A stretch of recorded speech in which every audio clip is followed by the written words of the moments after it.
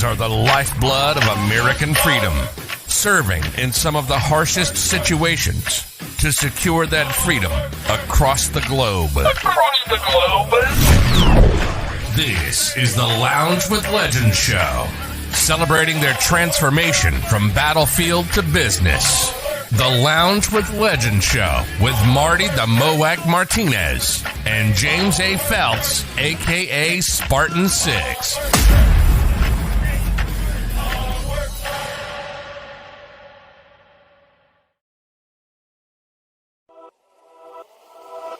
Welcome to E360 TV, the live streaming and on-demand destination for influential voices and enlightened audiences.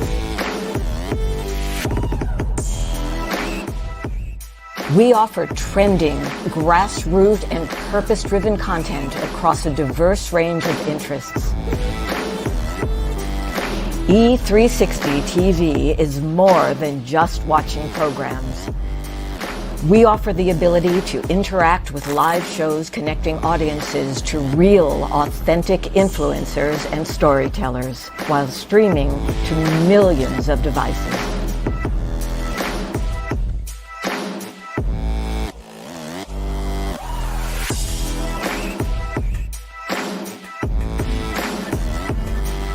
Real experiences. Raw conversations. One destination for it all. E360 TV.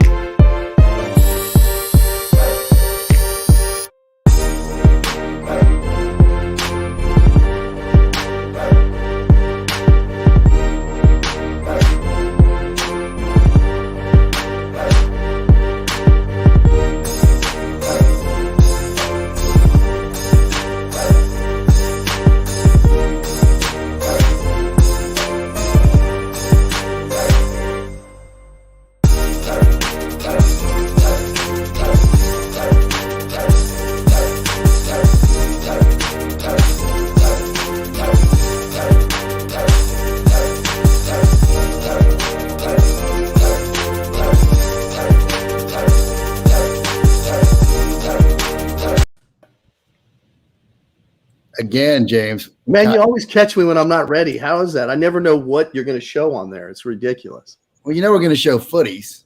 Well, that's true. Why do you show footies? Well, because I'm rocking some footies right now. Are you? Let's see. Well, we're down in Florida, so we're rocking the footies. I got my kids out at the pool because it's hot, so they're rocking the footies. And I'm going to go down to with next week's guest, Eric Wright, Doc Wright. We're going to go down there and get him in some footies down at Cocoa Beach. So, you know, got to be pushing our footies. I know. You got to do that. As well that don't know, new viewers to the show, James and I do own footies. So since we're bootstrapping this, we're going to get some footies out there. But James, tell us about last week. Where were you? Man, I had an amazing week last week. And I didn't know we were allowed vacations on this show. Hey, when I signed up for this, you told me I would just have to do it Wednesday for an hour. And you didn't ever tell me about the hour and the 15-minute prior stuff, you know. But anyway, I was down at Disney World last week with my family. It was a great time. It was amazing. It was magical up until the end, though, because I had to start wearing my mask on everything the last day we were there. And that was kind of a bummer. But other than that, it was a great experience. And you know what it's about? It's all about the quality of life. So. It is about work-life balance and the quality of life. I'm glad you had that time. Because it really is. It's especially with the littles as they grow up, and finding that time is crucial. And so, what was your favorite park? The favorite ride obviously was Star Wars. I'm a big Star Wars buff, right? So I got to ride all three rides at Hollywood Studios there. And the Rise of the Empire, I'm not going to give anything away because that was the first time I've ever rode that ride. And if I give any away secrets, it'll whatever. But anyway, I was amazed, and let's just say my 12-year-old child came out. For sure. Wait a minute. Do we want to know about that? No, you don't want to know about that. Not that child. Okay. But I tell you what I did do though. While I was down there, of course, everywhere I went, what was I rocking? I was rocking, triple nickel stuff, right? We were walking, our boys Ruben and Chris and all them. We were rocking all their stuff, and hopefully get them some more sales on some shirts. What's funny is we did Rise of the Resistance, and we wore our Martinez family Rebel Alliance shirt, and so it was funny because after they captured us or whatever it is, they were talking. You're giving away too much information. Oh well, there's part of it, but there was they were talking some smack. They were like, "Oh yeah, good job, nice wardrobe choice," and so it was pretty funny. But my 16-year-old daughter got into an argument. Well, she was actually they were talking down to her, but it was a great experience. It's one of those once in a lifetime things that I highly encourage everyone to get on that ride, even if you're not a Star Wars fan. Yeah. So, we show this shirt a lot, but it says ABN RGR. That's what your license plate says right now, or something like that, right? Well, when you put the license plate, you got to have 4 letters, so they wouldn't let me just put ABN. So I had to put AR. Or what did I put? ARBN. I don't know. I thought it said Arboretum, but what is it? But what does it mean? What's ABN RGR? To you or to me? To everybody. Well, we can ask Nick too. He's an Airborne Ranger too. Well, that's right? my point. It's Airborne Ranger. And so coming in the lounge today, we do have an Airborne Ranger. We have the guy we've been talking about. We've been showing his book, 25 hours in a day. I love this book. This book, it's like everything. But I hate the book. It's like Nick stole my thunder on so many things that I talk about so much. He put it in a book. He beat me to it. It was brilliant. I was reading this and I say, "Oh my God, why didn't I write this book?" It's but everyone's got to read the book. We're gonna get into this. Got some questions about the book, obviously, when Nick joins us, and maybe have a question or two about LDAC, or should I say, what's that little leadership ROTC course they go to, where leaders go to? Oh, we'll have to talk about that. Yeah, we'll have to talk about LDAC. I don't know if he realized I was an instructor at LDAC. But anyway, we'll talk about that here in a minute. So who we're talking about is Nick Bear of Bear Performance Nutrition. This guy he's pretty inspiring right now. But let's get him in here right now. He looks like he's making a shake, probably using BPN products. They're pretty amazing. I had my strong greens this morning, and they're pretty in there. But let's get him on the show right now.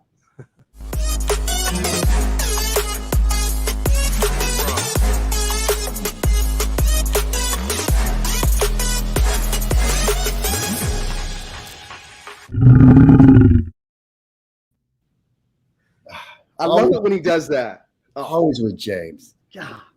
There he is. Oh. What is going on, Nick? Man. How we doing? Good. Man, we've been talking about your book for a while. I love this thing. This is a great book. But thanks for coming into the lounge. I know you are a busy entrepreneur, to say the least. We follow you on Facebook and social media. You're currently training for, what are you training for? I'll let you tell us. Right now, training for Leadville 100. So 100-mile ultra marathon in the Rocky Mountains of Colorado. That's coming up August 21st. Today's August 4th. So we're about 3 weeks away from that. Just wrapped up what started as Ironman Texas prep, turned into Challenge Cancun because Ironman Texas was canceled. In the middle of that, I did a marathon build and then knocked down a goal of a sub 3-hour marathon this past January. And now Leadville. But it's always one thing after another. My wife says, "When are you going to stop?" So I don't think I'm ever going to stop. It's always that next thing. There always will be. Right.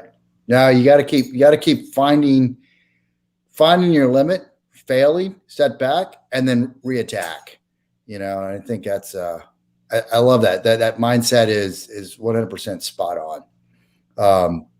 And so those that haven't read the book though, where did you get that mindset from? I think part of it was just the way I was raised. I talk about this in the book, but I had this to me, which was a dynamic family where my dad's side of the family grew up in central Pennsylvania. Dad's side of the family, they were all dairy farmers. So I watched them grow up, and they never had to teach me what hard work looked like.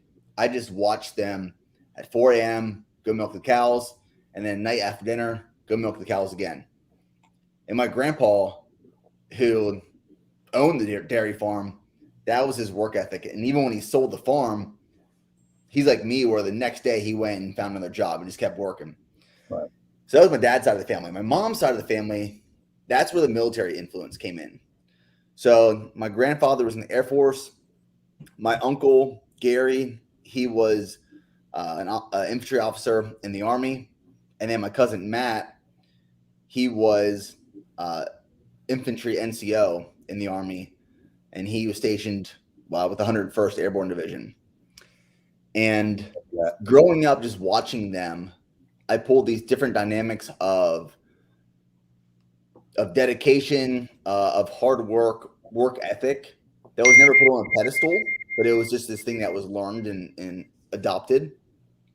And I think I learned even more after I graduated college and went in the Army myself, and through those experiences and perspective, completely reshaped the way I looked at the world.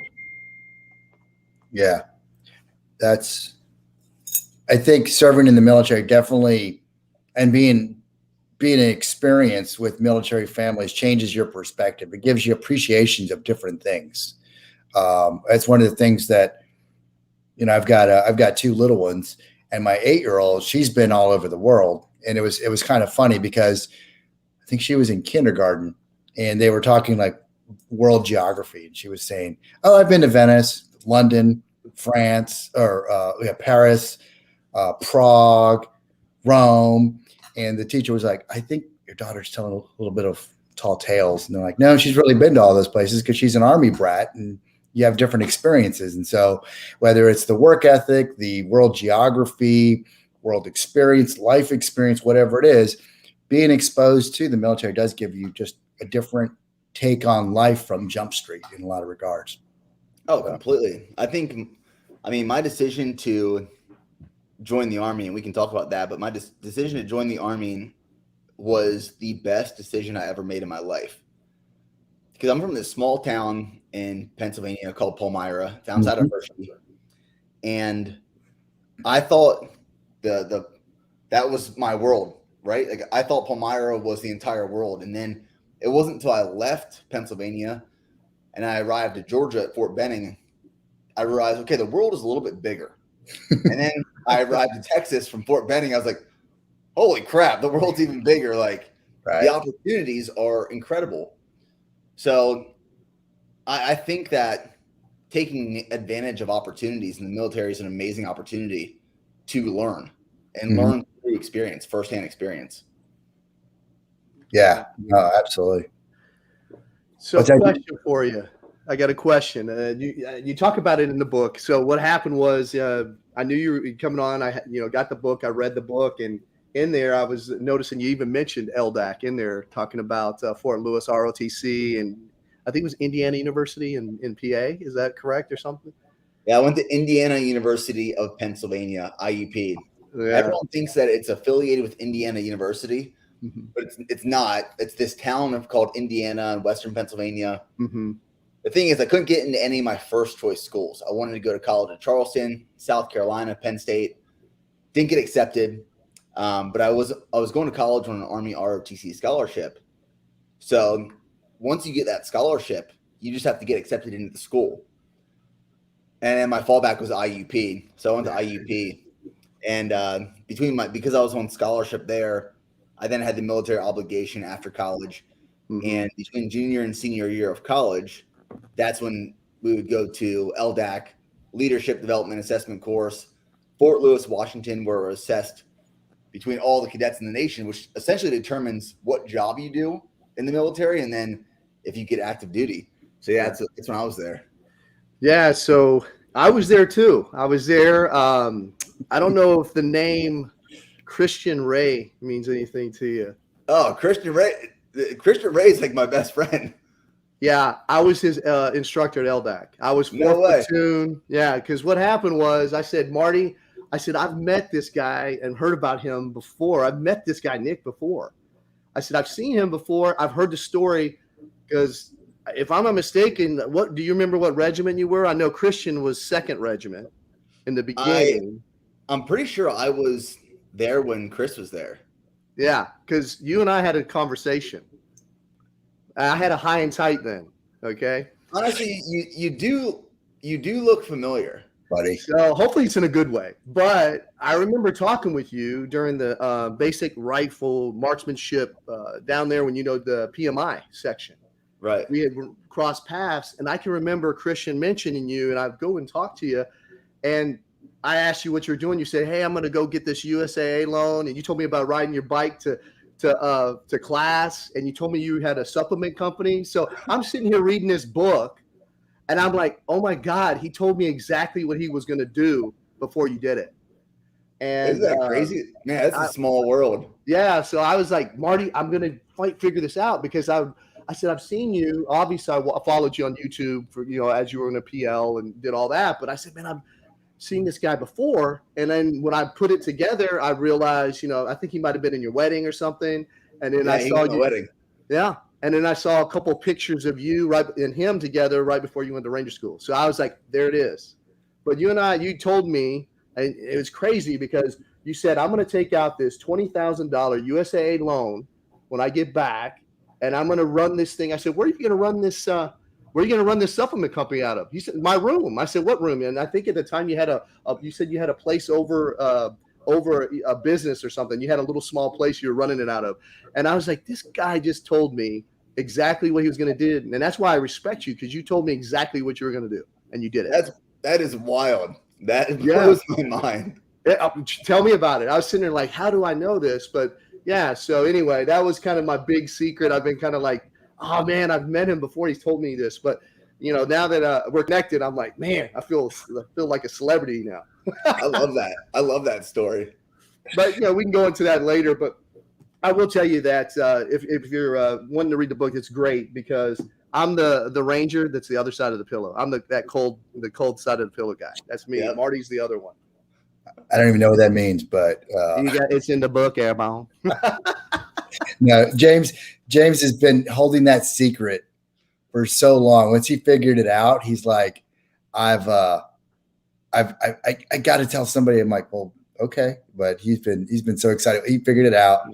It took me a minute. It took a minute to put it together. But Marty said when he was down at the RTB last week, he said, let's pull Nick's RI scorecard down there at Ranger School because Marty has access to all that stuff still. So we were going to pull your card. I was there for a hot minute. I was in Ranger School for 145 days. Yeah, I didn't pull it. I was joking with James. I'm like, because I was Ranger 4 for a while down at RTB, Ranger Training Brigade for those that are familiar. But I was like, we have a bunch of Rangers about to come on. It'd be fun. We used to do that before our command briefs. We'd pull their cards and say, "Wow, your peers sucked in mountains, sir." Sorry, Major, and we'd put them on there. But I ran into a whole bunch of Ranger buddies, so I didn't get a chance to do that. But yeah, we had 75th Ranger Rendezvous about 2 weeks ago now, and so it was pretty cool. But the next time we come, we'd love for you to come with us, man. I mean, that would be awesome to go down there. Marty's got he knows everyone down there. Marty's like a little living legend himself down in that community. We'd love to go down there with you. Oh no, I would love to. Honestly, it's one of those like moments in my life, like that time in LDAC. That was a very pivotal point in my life. Mm-hmm. My Ranger School experience was a very pivotal point in my life, and I would love to just go back and see Benning because I haven't been to Benning since 2014. I would love to just see that area, and that was just such a life-changing time in my life that it's like I'll always remember those memories. Right. Oh, yeah. Yeah, those are the formative years in a lot of regards for for many of us. I mean, that's why we call it the John Wade School for Wayward Boys. You know, you have kind of an idea of what you want, but it's really what makes you who you are. It instills that in you. I learned it before Ranger School when I was training for to go to Ranger Regiment. I was 18 years old. I was just full of piss and vinegar. I went to airborne school. Then I was going through RIP, which is now RASP. But all I knew is I just wanted to get that beret on my head, and I wanted to be in the community. But as I was going through it, it hit me of, well, how bad do you want this?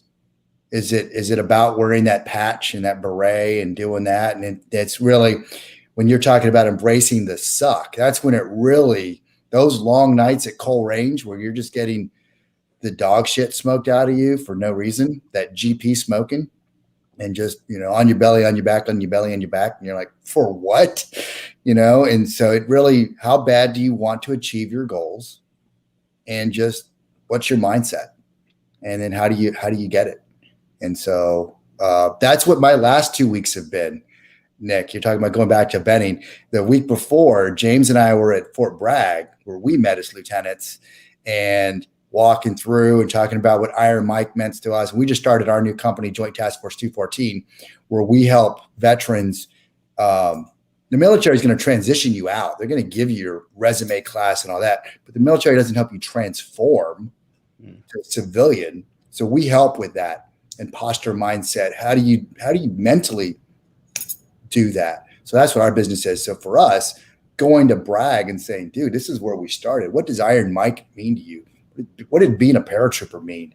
What is that going to mean to you in business? And then last week at Ranger Rendezvous, just walking the grounds and saying, wow, this is where it started for me was pretty cool. But yeah, we could get you down there and do something with you. But I love the LDAC thing. That was pretty cool. It's in senior reaction. I tell you, man, I mean, you were built a little bit different back then, but a little bit different. But I tell you, it amazes me because it just shows you the power of when you put your mind to it, you were going to do it. At the time when I was sitting there, I don't know what I said to Christian or the rest of the guys. Chase Baker was the lieutenant that was with me assigned at the time. And I think I said, that's going to be very difficult. You did get the support of your PMS because they got to sign off on your the loan for USAA. But just the fact that you were able to do this company $20,000 and you told me you're going to do it before you did it, it's just amazing on where you've gone and just following your journey from afar, not realizing that it was the same person. I just couldn't believe it. And then, of course, going over to Korea and following you there. And when I was reading your book, I was like making a list of questions I was going to ask you. And then I was like, well, I can't ask him that question because I was going to say, how in the hell did you build your YouTube channel so big? But you're in there and you said, Google it. Google how to do videos. Google how to do this. And I was like, well, I can't ask him how to do it. Yeah, right. So I was like, man, there goes my questions. But, man, what you're doing with that and just what you continue to do is just it's inspiring to this old guy here, you know. I'm inspired by you and what you're doing. I appreciate that. Yeah. I think one of the things I've learned through all of this, and I think LDAC, when I decided, and I was telling you I was going to start this company, I've always been a person of action. Like when I decide I want to do something, I don't sit on it. I don't let it marinate. I'm very deliberate with the way I take action, right, and I mitigate risk and I weigh my decisions. But when I decide I'm going to do something, it's all in. I'm already falling forward. Mm-hmm. And I've been like that since the beginning, and people have been doubting me from the beginning as well. Mm-hmm. Even the moment I told my dad, I was like, I'm going to start this company. We're going to make all this money. He said, no, you're not. No, you're not. And I've been doubted my entire life. And, you know, recently I've been reading this book. I just finished it. It's called Winning by Tim Grover. He was the coach for Michael Jordan. He was the coach for Kobe. Mm-hmm. And he talks about doubt and how doubt is only ever dangerous when you start doubting yourself. So like in this world, all these things I ever say I'm going to do, there's a million people that say I won't be able to do it. And that's only dangerous when I start believing that. Right. And I truly believe that if I want to do something, I'm going to do it. Well, I promise you this from this point forward. Today's what? August the 4th, 2021. I will never doubt Nick Bear again. I'll tell you, I will never doubt you again. I'm a believer. So write it down. James Phelps believes in Nick. I tell you, but I'm jokingly saying that, but I'm being serious. I mean, it shows you the power of when you determine to finish something.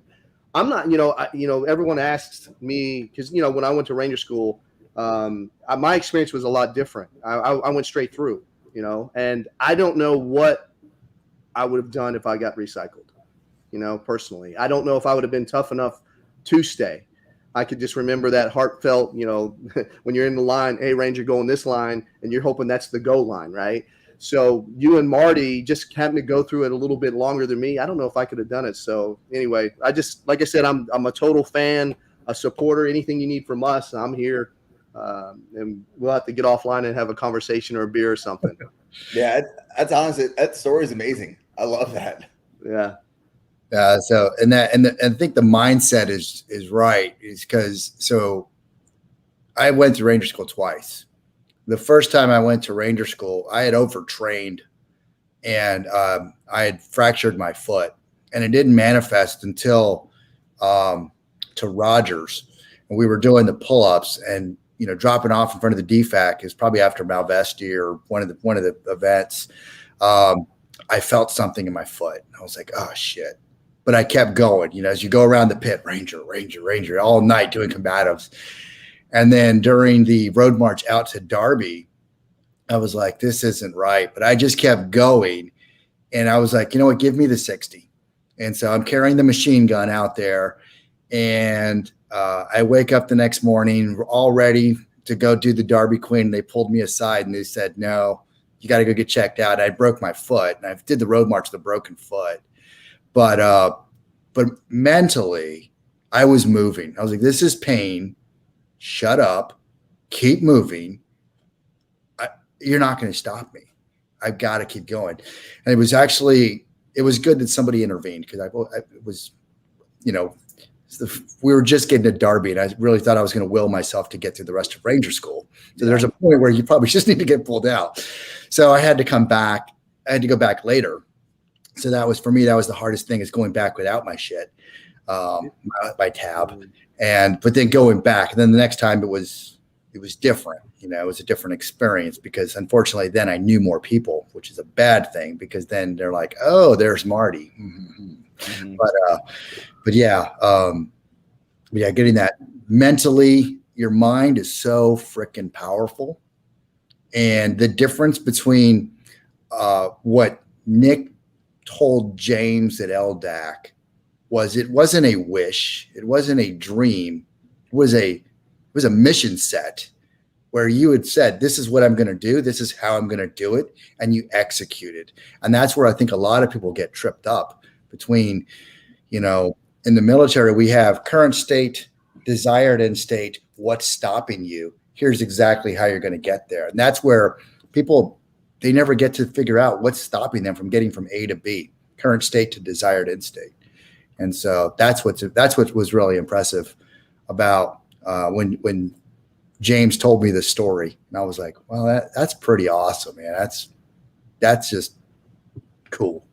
So one of the things that I think one of the biggest things Ranger School taught me was that, I was there for 145 days, and all other distractions in the world are eliminated. You're not watching TV, you're not talking to family, you're not talking to friends. And when you can hyper focus on one thing, it's just this, all I want to do is finish this school, get this tab. All I want to do is finish this school, get this tab. And when you're hyper focused on one thing and you eliminate distractions, it is truly powerful. Yeah. So when I got stationed in South Korea and I wanted to grow my business in my free time, I applied that same thing. It was hyper focus. You're not going to watch any TV. You're not going to watch any movies. You're not going to hang out with people. From the time you get off of work until you go to bed, you're going to learn how to build your business. And when you hyper focus, it is powerful. It is truly powerful. Absolutely. Absolutely. Now, so here's what I want to do. I want to cut to commercial, and then we come back. Let's talk about what that hyper focus has done for you, and BPN, if you don't mind. Awesome. Yeah, let's do it. All right.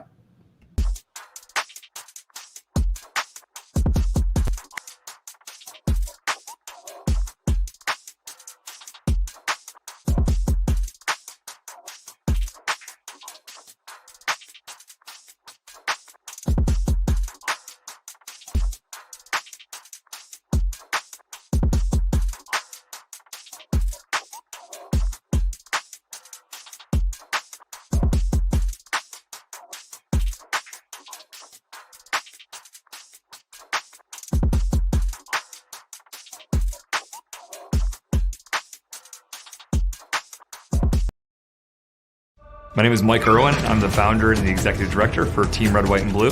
We're a nonprofit organization on a mission to enrich veterans' lives by forging America's leading veteran health and wellness community. By far, what I'm most excited about in this partnership with BPN and Team RDBB is that both organizations are still just getting started. And so together, through our partnership, as both organizations continue to still grow, we are really excited about reaching many more veterans than we currently have thus far. There it is. You're watching the Lounge with Legends TV show with your hosts, Marty Martinez and James A. Phelps.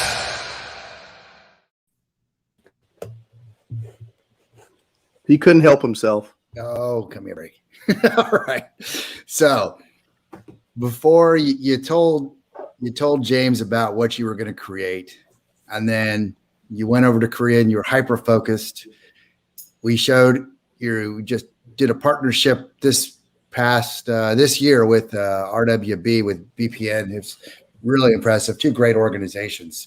And can you tell us about BPN and what you created? Yeah, so I started BPN in 2012. It was right after finishing LDAC. Took out this loan with USAA, $20,000, found a manufacturer, started producing supplements here in the States. And I thought that because I had the supply, it would automatically create this demand. And I was the furthest from that. First 3 years, we made no money. We were at a loss. And then I finally started learning how to use social media. And it was shortly after all my training in the military was done with, airborne school, ranger school, infantry officer basic course, Bradley leader course. I left Fort Benning and I arrived to Fort Hood, Texas. When I arrived to Fort Hood, that's when I started learning how to use social media to build the business. And it slowly started to grow. And we picked up traction. We picked up consumers, audiences, sales, revenue increased to the point where in 2017, when I transitioned down to the military, and this is when I learned a lot about what the state of the transition program was in the military, and that's why we partnered with Team RWB now. But when I transitioned out of the military in 2017, my brother moved down from Pennsylvania to Texas. We signed a lease for a warehouse, and we just learned how to build this business, right? Like we were building it from the ground up. And now, 2021, we're in a warehouse HQ space of 25,000 square feet. We have 25 full-time employees. We have professional athletes affiliated with the brand. We have CrossFit Games athletes. We're a partner with Team RWB. We're going to be one of the primary sponsors for the Rogue Invitational in October. Nice. And we're accomplishing our mission of changing the health and performance of the consumers, not just through our products, but through our content and our story and our mission in the community we're building. And it has been one of the most fulfilling, purposeful, and passionate things I've ever done in my life. I love this company. I love the people. I love what we're doing in the lifestyle. And it's been absolutely amazing. I mean, look back at it. We've almost been in business for 10 years now. And this past decade, I've learned a tremendous amount, but the opportunities that it's presented are awesome. What was the one time or multiple times maybe when you've just been like, man, what the hell am I doing? I bit off more than I can chew. There are a lot of those. Yeah. Well, I mean, what was the biggest one where you're like, oh man, what have I done? That you carry with you. I mean, the point is, I know there's a lot of them, but that you carry with you and go, no, this is it. And that maybe you use as a teaching point for others. I think it was the entire year of 2017 was really tough. We're actually filming this YouTube video right now that is called "The 4 Times I Almost Lost My Business." And there's been more than 4 times, but 4 stories that really that hold true. But 2017 as a whole was a tough year because I transitioned out of the Army. I wasn't getting a paycheck anymore. That's when BPN did its first 7 figures in revenue in a year. But what made it so hard was managing cash flow for the business.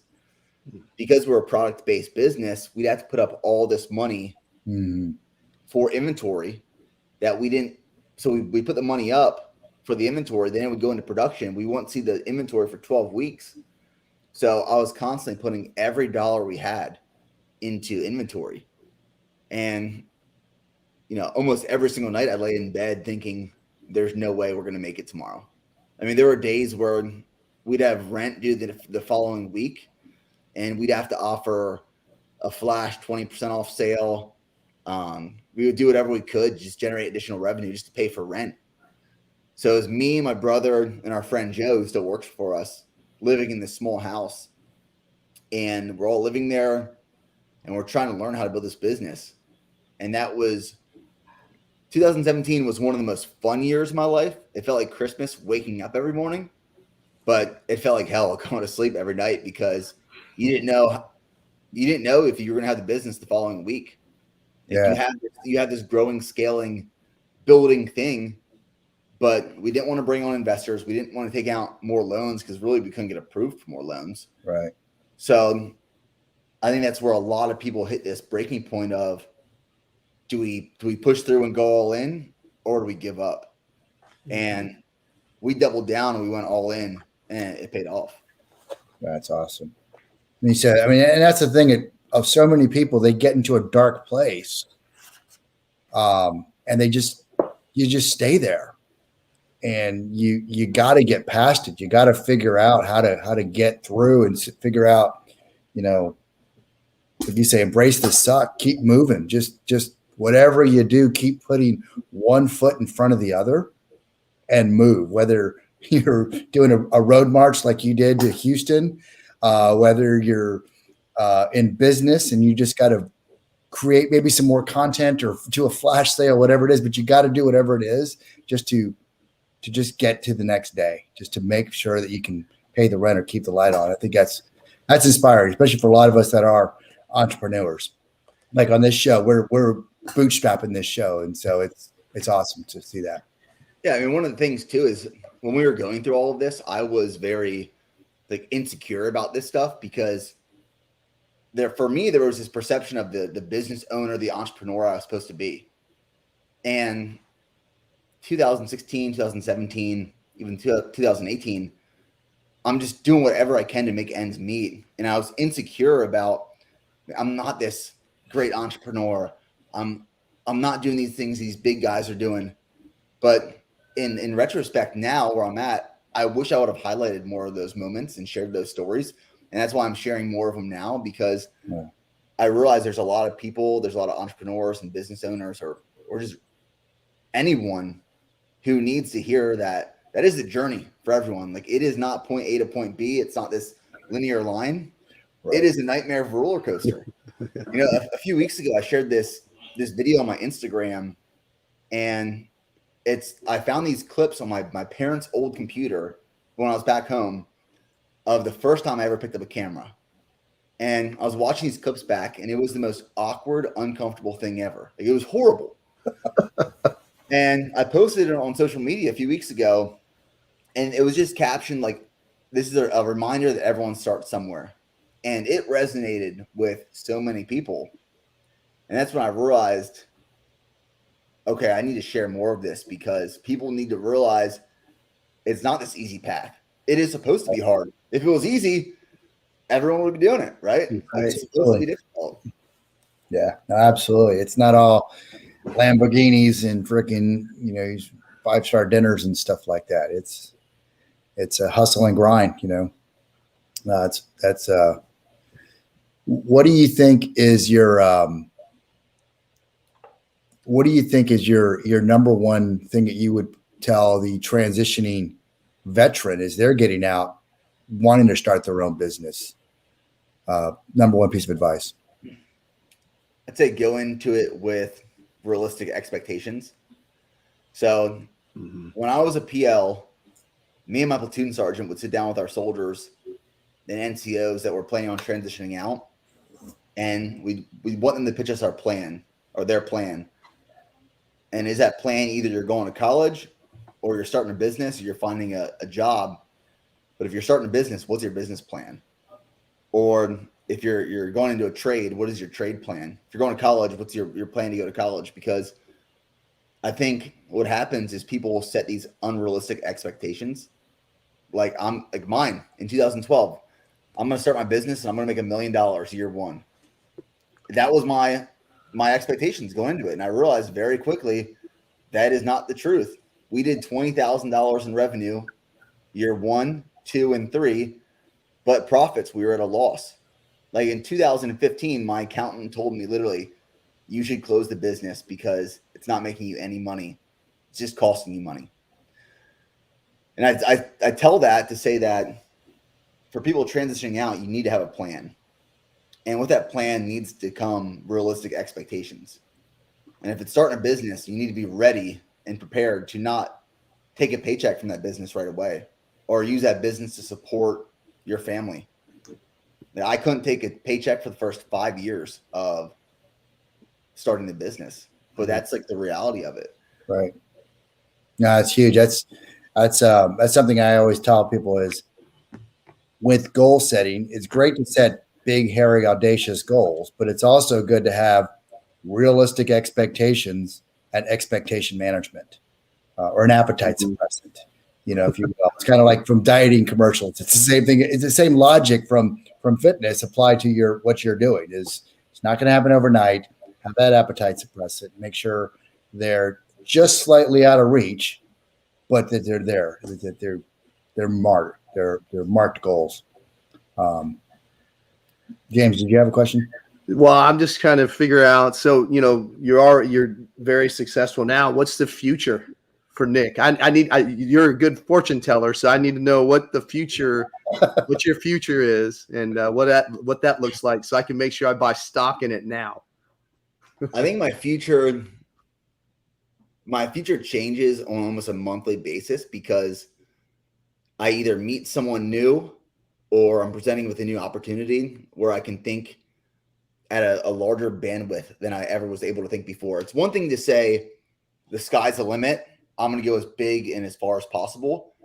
But if you don't know what that looks like or feels like, it's hard to really paint that picture. But like even yesterday, I met with someone and it presented new opportunities where I started to think about things that I never could have thought about before because I didn't know they existed, right? Like you don't know what you don't know. So kind of to talk about like our game plan moving forward for the next couple of years, at least. In the next year, we're doing a label rebrand and we're working with a consulting group to get into vitamin shop, HEB, and military installations. Nice. So we're going retail. Right now, we're 95% direct to consumer. We're going really heavy in tech and content. So we're building out our app over the next 5 years to host subscriptions for workouts, nutrition. It'll track all of your wearable devices. So we're still doing it again in a discovery phase of how exactly we want to build out the future of the app. We'll launch phase 1 of our app in the next 30 days, which has been under construction for the last 8 months, but it's building on top of that. Essentially, I want to build this empire where things are vertically aligned. And if it's not vertically aligned, it doesn't make sense to me. Where if it doesn't feed into my personal brand or BPN or the employees and the team here, it doesn't make sense. I typically have to say no to it. And I've had to learn the hard way that as you grow and you set larger goals, you need to say no to more things, Right. because you need to prioritize your time. Mm-hmm. So that's like the next 5-year plan. But I also want to get to a point in the far future where I want to be an investor in startups as well, because I love the startup community.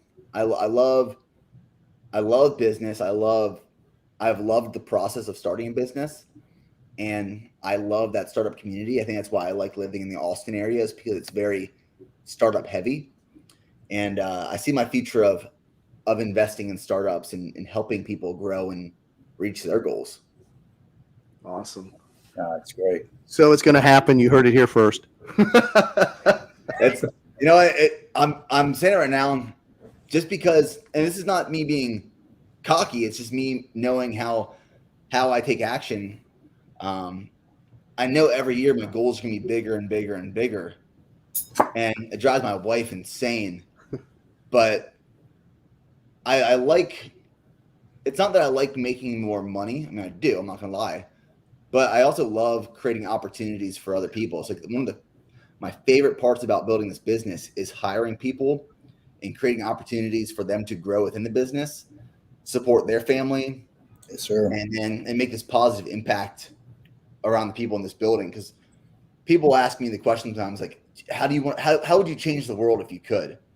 It's like, I can only do so much on social media to impact and create this positive outlook, but I can directly influence and develop the people that are in this building. And if each one of those people go and impact and influence 10 more people, and those 10 people touch 10 more people, it's like a virus, right? It spreads. Yeah. So that's where my passion is. It's all in the people.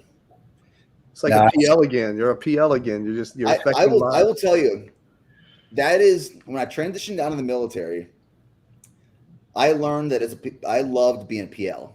I loved every moment of being a PL. I loved like taking care of the guys and helping them get in different schools or plan for their future. And when I left the Army and I started building my business, I just used that same model of being a PL to build the team and the culture, because I realized the Army did a pretty good job at it, right? Especially in the infantry. The culture that's there I loved it. And I took what I learned there and I brought it into business. You know, I really saw that from you in one of your videos before your first, I think it was your first attempt at the marathon. I think you were doing the Austin Marathon, and you brought a bunch of people in and you were talking to them, giving an inspiring speech, and just watching the way you were interacting with them. I was like, he's back in the PL, he's living it. But I don't mean that being like an ass. I mean, it was really, we love those days. You know, my favorite times was when I was enlisted, because I was in the shit, and then when I was a PL and a recon PL with 82nd, because man, I was there, you know, and then being a company commander again, those where you're actually there touching lives, impacting people. I would have said that differently and it would have came out terrible. So I'm glad James stepped in. Airbone. That's not here. Impacting lives. Yes. But so one of the things we say, Nick, is, and I think that's what you're getting at, is we want to be able to create space and fill it with value and opportunities.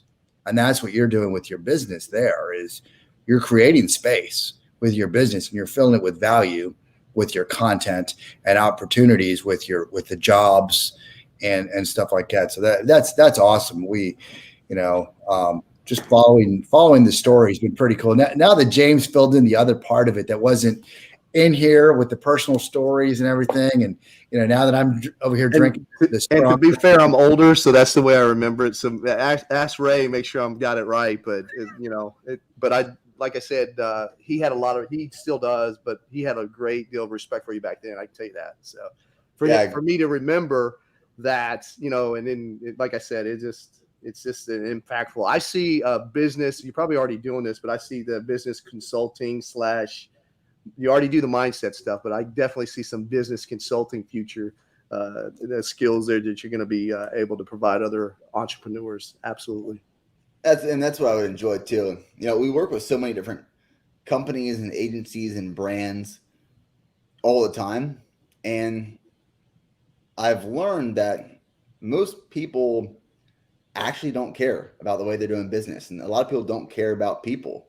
Right. And it's truly like when you care about people and the people that are around you, it's like it's not an expense. Everyone thinks that employees and building your team is an expense. It's not. It's only an expense if you're hiring the wrong people. If you're hiring the right people, it's an investment, and it only takes you, not just you, but the entire team further. Right. So, I'm a big believer in the right people.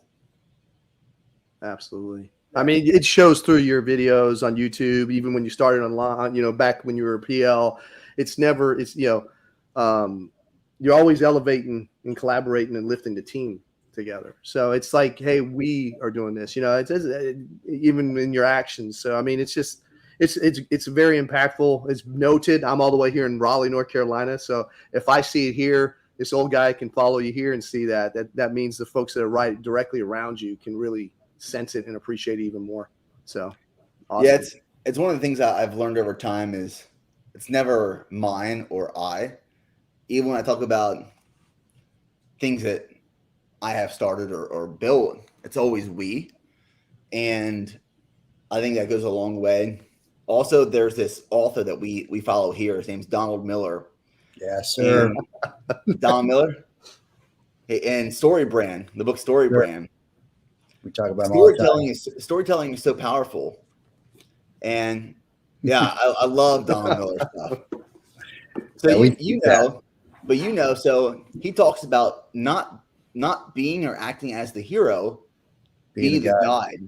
Yes, sir. And that resonated with me so much because when you're trying to be the hero, you're missing the mark. When you're trying to be the guide, you are taking people to where they are and where they want to be. You're helping them accomplish their goals. And that just always is in the back of my head. Yes, sir. Absolutely. That's one of the things that I helped a lot of my officers, just help them with their elevator pitch. Because once you become a staff whacker, you're competing with other people just to talk to the commander about why you need to talk to him or her. And it was, well, it's not about you. And it really blew their mind because when I would give the pitch to them, I was like, look, I don't care about you, or you. I care about me. And if once you understand that, then you need to understand about the hero who has a problem, enters the guide, who has a solution, blah, blah, blah. And explained it to them. And it really resonated with them because that's how you really help people. I was like, and that's also how you ruin every single movie because then you figure out, oh, there's the hero, there's the guy, there you go. Damn it, every movie starts to kind of follow that script. But that is so cool. We're getting to the top of the hour. For those of you guys that are watching, gals that are watching, scrolling there, you can see how you can follow Bear Performance Nutrition and Nick Bear on Facebook and social media. But Nick, we want to ask you the big question that we ask everybody. You've served, you've sacrificed so much in the military, and we thank you for your service. And so the question is that as a veteran of the military, freedom means something just a little bit different for us. And so, Nick Bear, we ask you, what does freedom mean to you? Yeah, I think freedom is one of those things that it's not just given. Freedom is earned, and you're not born necessarily with it. It's something you have to add some sort of contribution, right? So I'll kind of take it back through a story of the reason I joined the Army. And I think this provides some insight where at the time it was probably 2006, 2007. And my cousin Matt was coming back from multiple deployments from Iraq and Afghanistan. And he was on R&R this one time. And we're sitting at my uncle's house waiting for Matt to return. It's my uncle, my aunt, my grandma, grandpa, whole family was there waiting for him. And I remember the moment like it was yesterday where Matt walks in the door, and I remember Matt leaving looking kind of like a boy when he left for Afghanistan when he walked through the door on R&R, he was like, to me, he was a man. And I was 16, 17 years old at the time. He walked in with his chest held high, and you could see he was just proud of what he was doing. So throughout the night, we're sitting at the dinner table, and my grandma asks him, she says, Matt, why do you do this? Like, why do you keep going on deployments, and why do you stay in the Army? And he said, because someone has to do it. If not me, then who? And that made me think and really realize, I remember what I was wearing that night, because it had such a massive impact on my life. And I thought to myself, I have a responsibility. I have an obligation to serve as well. I have an obligation and responsibility for my country and the people, but also to myself, because I know that I need this experience and opportunity to grow and be the member of society that I want to be as I grow up. So that's why I joined the military. That experience alone is what really triggered it. And I tell that story because to me, freedom is something that other people have to sacrifice a lot for. Right. Those should never be taken advantage of or forgotten. But once it's earned, it is then your responsibility to really just use it for the best you can and live the best life possible and very fulfilling and passionate and helping others along the way.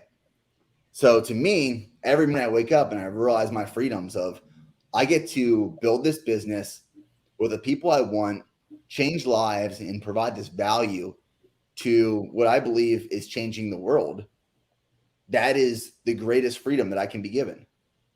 It's that in a nutshell of the American dream of the people I can impact, the lives I can change, and my responsibility and obligation to make this world a better place. So that's what it means to me. No, that's awesome. I think that's one of the best answers is just being able to the freedom of choice, freedom of spirit, freedom of, just like you said, I love it. Yeah. It's wow. Again, we appreciate you coming on the show. I love the small army, small world between you and Spartan 6 there. That's wild. The good thing is right now, that's how I remember it. So we'll see. We'll have to talk to Ray, see what he says. I'm gonna hit him up after this. He was visiting. He was in Austin a few weeks ago visiting me. We talk all the time. I haven't spoken with him since LDAC. That's pretty funny. Yeah, Ray. He's a Green Beret now. Yeah, that's pretty cool. He's right. Yeah. Well, Nick, we appreciate it. We'll put you in the green room, sir. And again, thank you for your service, and thanks for being a legend on this week's show, sir. Thanks, guys. I appreciate it. Great job, dude. Thank you. Wow, what a show! Man, you got me big. That's good. Wow, Nick Bear, that was great. I knew it was going to be awesome. Yeah. And shout out to Orlando McLean for helping us. I appreciate Nick being on the show. You know, we're bootstrapping it, but he's giving back. He knows we're starting it out, and I appreciate all that he does, and he remembers where he came from. So he's a real person. That's the key, right? Being real. We're going to leave a comment for his book, 25 Hours a Day. It's a great book. You got to check it out. Check out Bear Performance Nutrition. It's great. Next week, who do we got? Doc Eric Wright. Great answer. You're going down. You're seeing him live, passing out foodies. I remember. I'm going to go working on trying to schedule lunch with him right now. Awesome. But Vets to PM. And so we'll check him out. And Bone will film. So, but we'll looking forward to another great episode with Doc Wright. He's got the best beard in the business. So, all right. Well, another great episode, James. And yes, thank you for your service, sir. Thank you. You've been watching the Lounge with Legends show on E360 TV, countering the narrative that veterans are all broken misfit toys. Veterans are the lifeblood of American freedom. Serving in harsh situations, coupled with their training, have forged them into some of the most resilient and capable leaders in the world. And that's where we come in, celebrating the success stories, taking you on a journey of transformation from military to business. We hope you enjoyed the show, and we'll be back soon. But find us on Facebook at Lounge with Legend or at JTF214. Till next time.